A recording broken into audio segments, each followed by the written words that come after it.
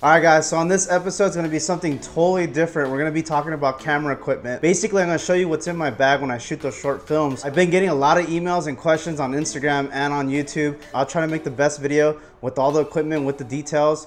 And then when people ask me, I could just give them a link to this video and it'll set them there. So if you're not too much into cameras, this video is probably not going to be for you. If you want some car content, the next video will be a car content video.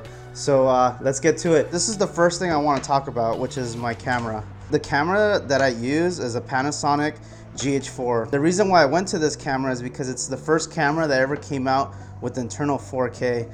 And to me, that was really important as producing good quality content. The second reason was because I had a flip screen and it helps me when I'm really down low doing slider shots to frame the shot really nice. And then the third thing, which I think is one of the most important things, the battery life on this camera lasts forever. I think this camera on one battery I can shoot a whole short film, which is from like 8 a.m. to 4 p.m. we'll shoot. Sometimes to 6. But this camera used, I wouldn't doubt they're going for like about $1,000 now, maybe 800 to 900 bucks. It's still a really good camera and it produces good quality. So let's move on to the next thing. So the next thing I have here is a Metabones speed booster. The reason why I have this, it does a multiple of things. When I first started filming cars on board, I was filming with the Canon, like I said. So all my lenses were Canon mount.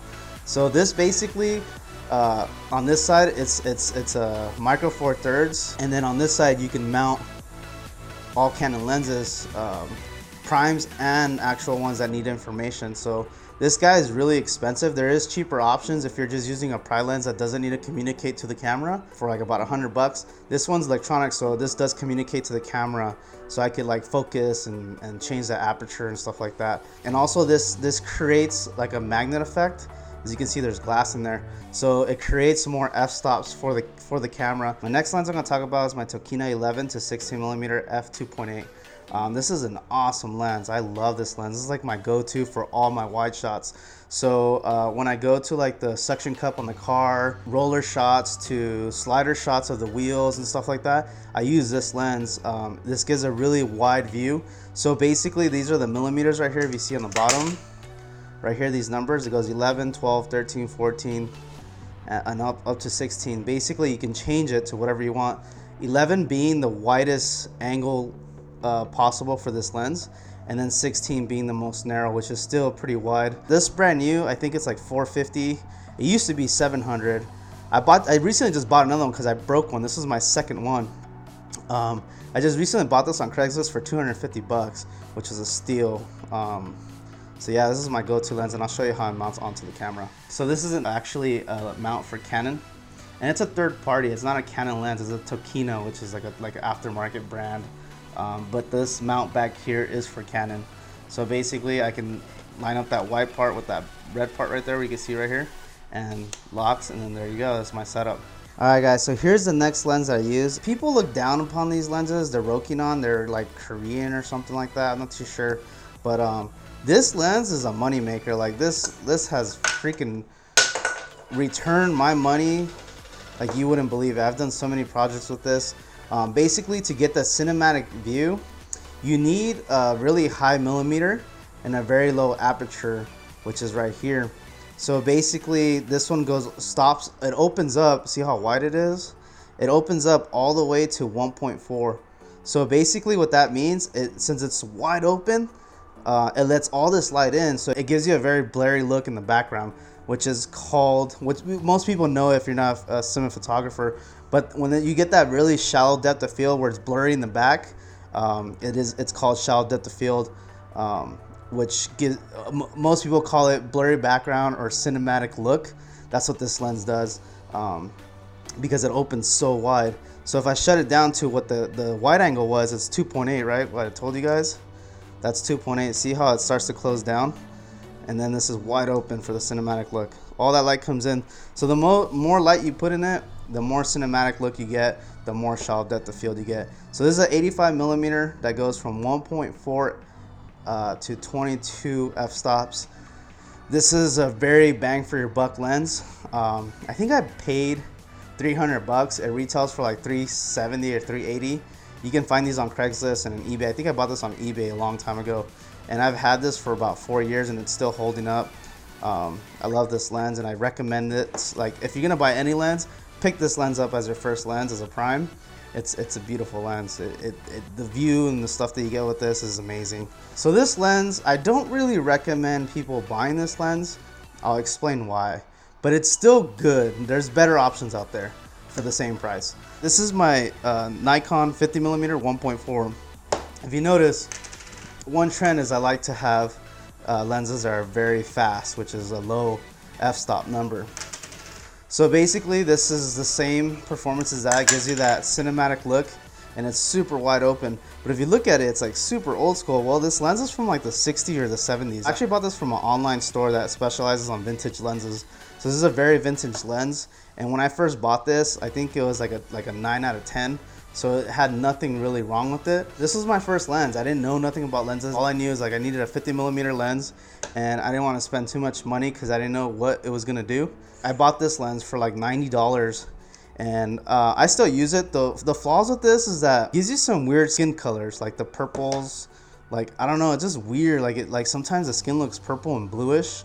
I don't know why, I guess because the glass is so old. But a better option for this is called the Nifty 50, which is a Canon plastic lens. That's a 50mm, but it's a 1.8. But 1.8 is still good. This one goes a little lower, but I prefer that lens because the colors look a lot better than this one. You gotta think this lens is like, I don't even know how old it is. I know it's from like the 60s or 70s, but it's old. And it also has an adapter on there because this is for Nikon. So this one has its own adapter and then it goes to the other adapter on my camera to actually go on a Panasonic. So this one has to use 2 adapters. If you're wondering when I use this one, this is actually, I only use it for 2 shots. When you see me filming when they're looking through their rear view mirror and you just see their eyes. So I'll pull up a shot so you guys can see what I'm talking about. And I use it for when they're driving to get that super shallow depth of field when I do a close up on their eyes or on their glasses or whatever like that. So yeah, that's what I use this lens for. All right, so the next thing that's in my bag is actually my SD card holders.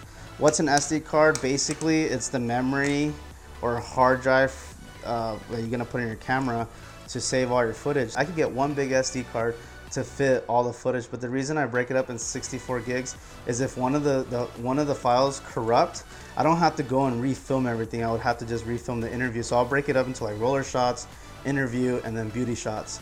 So if one of them goes out, I could reshoot everything and not have to shoot the whole thing all over again. So I'll break it up. And then if you notice, I put some tape with some lettering.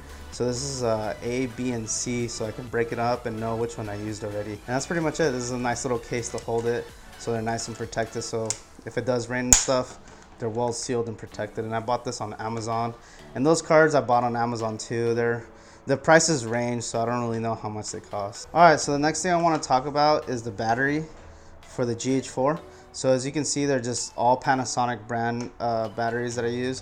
When it comes to camera batteries, try to buy the real brands. They are always a little better than aftermarket ones. I always tend to do that and that works out best for me. But basically I have 3 of them and you can see I noticed them like the SD cards. I have the GH4 A, B, and C just so I know which ones to charge, which ones have been used. So I'll obviously start with A first and then B and put them in separate locations so I know where I've used them. And like I said, this little battery will last me all day filming. And like the new cameras, like the Sonys and the new Sonys that are coming out, that are like the low light killers, like they have batteries that are half the size of this. And you have to use like the capacity of this battery with the Sony ones, you probably need 4 to do the capacity of one of these. So that's another reason why I haven't changed to that Sony camera at all. So, which is a really good camera, it's just the battery life is crazy. And this is just the charger so you can see, and I have the cable, and I always carry this in my bag. So let's move on to the next thing. So next thing I want to talk about are neutral density filters. I have 2 of them for 2 lenses. I have a 7mm and I have a 72mm. That's basically the thread. And what an ND filter, neutral density filter is basically sunglasses for your camera. So let me show you one, and so you can understand how it works. And these are variable, so each one has like multiple of f-stops, because usually when you buy them there'll be like a lot of little ones, and this is more practical for me when I'm filming, so I can adjust it on the run and gun style shooting. Okay, so you guys can understand a little better. So this lens, if you want that cinematic view with that shallow depth of field, you want to have the iris opened all the way. So if I close it, no light gets through. So basically that's what this comes into play.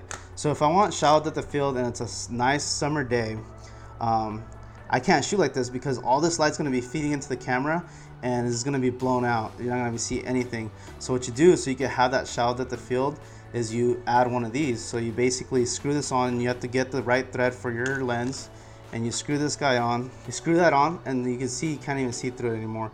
And it's variable, so you see how it changes with how dark it gets. That's what I mean, it's variable. It has different f-stops for the actual lens, which is pretty cool in my opinion.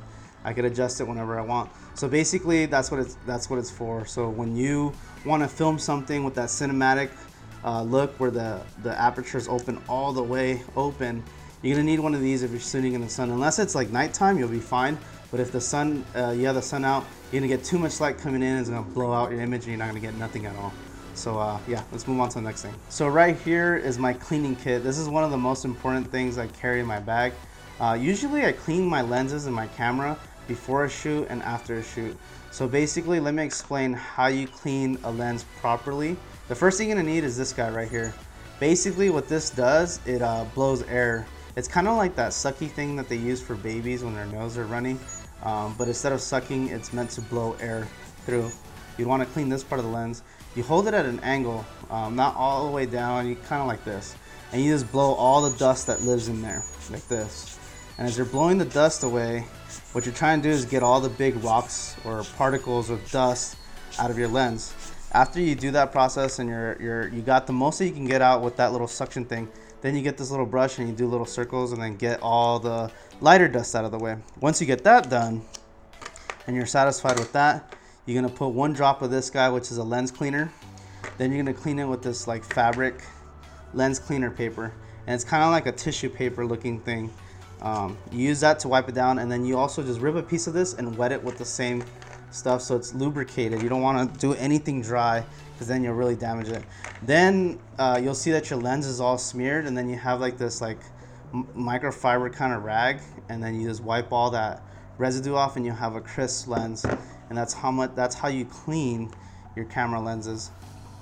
All right, let's move on to the next thing. So next thing I want to talk about is my camera bag. It's a Case Logic brand, very basic backpack photography, videography camera bag. It has those little compartments, and basically it has this little section right here. So you can adjust everything that you need to do. It's all Velcro, as you can see. So you can start putting your stuff away. And then I'll cut to a shot right now where it's all put away. And the reason why it's like orange-y looking is so you can find your equipment really quick, because most camera equipment is all black, as you can see right here. So let me start putting some of the stuff away so you can see what it looks like. But let me show you this cool thing right here. This is all Velcro.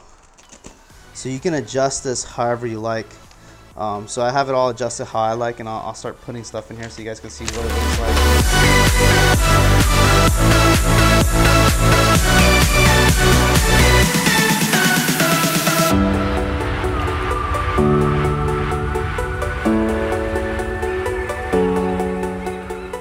Alright guys, so that wraps up this episode. I hope you guys enjoyed it. I'm going to have 2 more segments coming out. We're going to do an audio one, and then my gadgets, which are going to be all my suction cups, sliders, tripods, and stuff of that nature. Don't forget to follow us on Instagram at carsonboard, and also don't forget to check out our online store at carsonboardchannel.com. And all the proceeds from our online store go to helping us produce more content for the short films that we produce. So I love you guys, and I'll catch you guys on the next one.